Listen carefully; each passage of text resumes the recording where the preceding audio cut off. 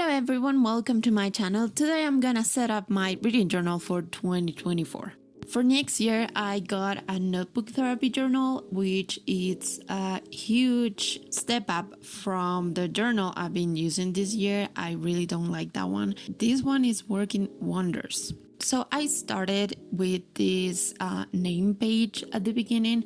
I never really had that before, and I've seen people who decorate this page, so I wanted to do that as well. And I started with my kind of theme in this page.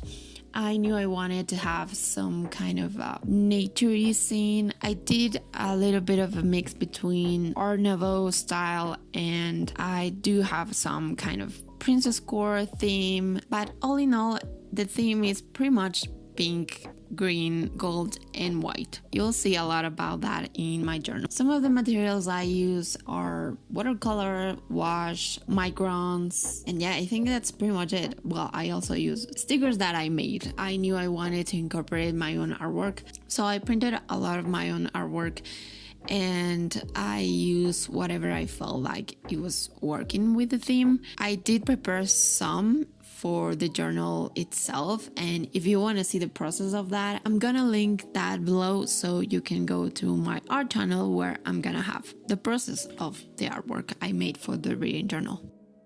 So in the cover, actually, I have my fan art of Thumbelina. I thought the color scheme went well with the theme, so I just put it there, and I actually loved how this turned out. That gave me hope for the rest. So yeah, that's the first page. Then I went with the cover page. I don't know why, but this page is kind of the one that worries me the most always, because I feel like it has to be perfect, and it's a bit of a pressure that I put on myself. Not sure why. Here I wanted to make something very intricate, and even though it took me a while because I had to fix this part of the reading journal, I really didn't like it, so I had to go back again and again and again, and I'm not 100% happy about it, but it's just what it is, and I'm not gonna touch it anymore. So I feel it kind of works. I do love the Once Upon a Time. I knew I wanted to have that in the journal, and so yeah, it's there and I love it. It's beautiful. Also, I had to be very careful with the stickers because I had very thin parts, and you can see a bit it got ripped when I was just putting the sticker on, but I love the end result. I knew I wanted to have some of my digital art because I knew that if I made them traditionally, it was going to take me a long time to do, and I didn't want to spend a month in this. I did the sketch first in the journal itself because I thought maybe I just would do it traditionally, but at the end of the day I just decided to go digital. The next page is my new releases or anticipated releases, and my TBR for 2024. Last year this page was called 23 in 23, but I didn't have 23 books I wanted to read this year. That's a lesson I got from last year because I kind of force myself to pick 23 books, and in full honesty, I don't think I'm gonna finish that list this year, and I'm cool with that because I knew like I said, I kind of forced myself to choose. This year, I thought it was going to be like a 10 book list or something like that, and weirdly enough, I found a lot of other things that I want to read. It ended up with 19 books, which is a lot more than I thought it was going to be, but I really want to read all of them, so I'm just gonna do it and hope for the best. In this spread, I was feeling a bit like I was just moving away from the theme itself. I still love it. I feel like this is a bit more naturey. I'm just super in love with this spread. It really doesn't matter. You'll see that not all of my spreads look alike. I actually like that. I feel like I start to get bored if I see the same thing again and again and again. I like the difference of them. I do want to make a video talking about the new releases I have. I did notice that almost all of the new releases I have in this page are only for the 4 first months of the year, which that tells me that I'd probably have to do a second page maybe halfway through, something like that. But yeah, I haven't noticed that before, so probably have to do another page for that.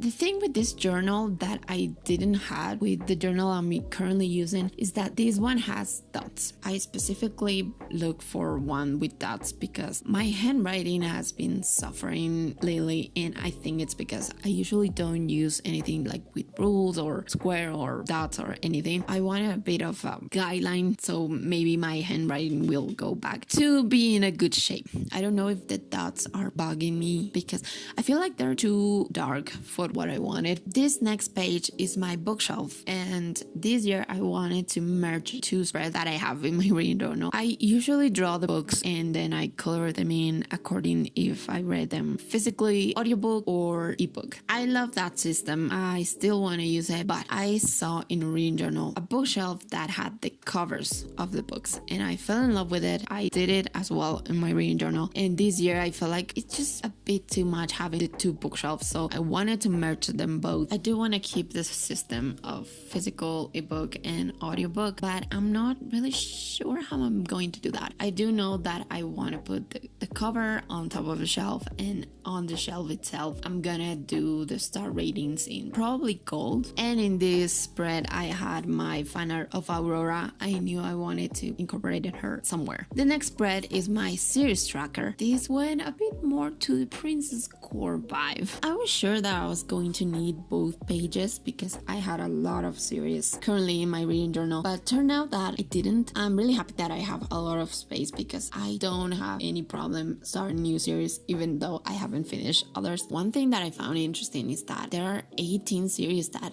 they're not moving forward to next year. Some of them because I have finished them and some of them because I'm now continuing them. That was way more than I thought it was going to be. So then the next page is the A to C challenge. I do this challenge every year. I love it. I find it very interesting to do and actually very fun to do. I never got to finish the challenge, but I don't really mind. Here I kind of went back to what I was doing in the name page. It was kind of a relief from having to think what to do. I do have a page for books and for authors. It's what I did last year, and yeah, like I said, I had a lot of fun, so that's what it is.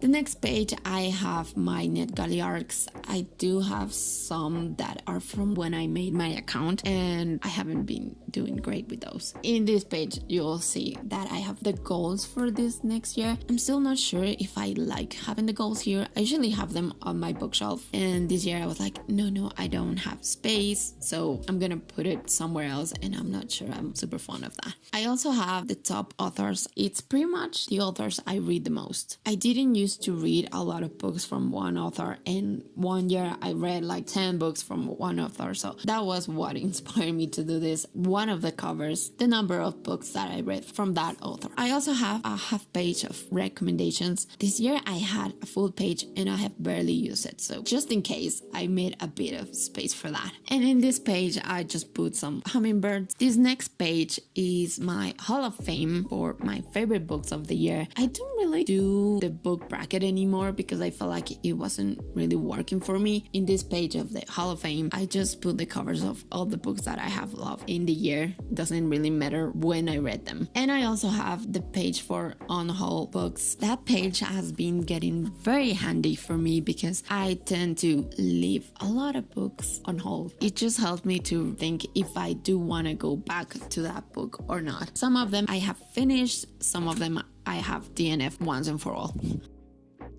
The next page is a quotes page. This is a new addition for this year. I usually put quotes in the entry of the book, mostly to help me remember something or to prove myself that the book was funny or something like that. In this spread, I actually want to put these quotes that just hit you in the soul, the ones that change you for good. I'll hopefully use it. And here we go back to the challenges. This is the 52 book club. I've never done this one. I didn't know it existed actually. I have a bit of a problem in this page because I don't have space where to put what books I read. Yeah, I'll need to fix that somehow. And I also have the Read Your Bookshelf challenge. I do want to make this next year. I also want to include here the ILG's adventure, but it's not out yet, I think. So yeah, I'll have to remember to print that out when it comes out. And here's the final flip through of all the pages I did for my reading journal. I had so much fun. I just want it to look nice. I enjoy it a lot. I think it looked great. I might add a couple of gold things here and there. It looks beautiful. It looks amazing. And I'm just so happy that this is done. I actually do have to make the page for January, but other than that, it's ready to be used. So that is just so amazing for me. I wanted kind of to start using it already, and I started to forget the one that I currently have. So yeah, that just tells you how happy I am with this one. This is all I have for my reading journal so far. I don't think I will add other pages. Last year it did happen. So yeah, I'll update you if I do. I hope you enjoyed this video, and I'll see you in the next one. Bye.